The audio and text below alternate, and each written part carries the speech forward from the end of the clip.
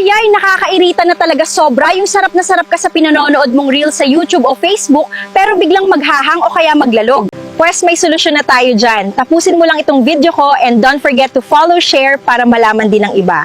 Problema mo rin ba yung naghahang ang cellphone mo? Punta ka sa Chrome and then search mo ang My Activity sa Google. After na search, ayan ang lalabas, My Activity, and then hanapin mo ang delete dyan sa My Activity. Scroll down, erase mo yung cancel or dismiss, and then yung delete, pinutin mo yung all time, and then next.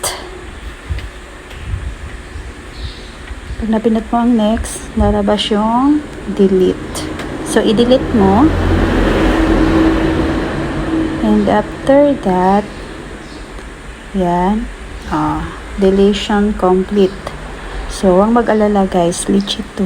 Walang mabubura sa yung files. Thank you for watching po!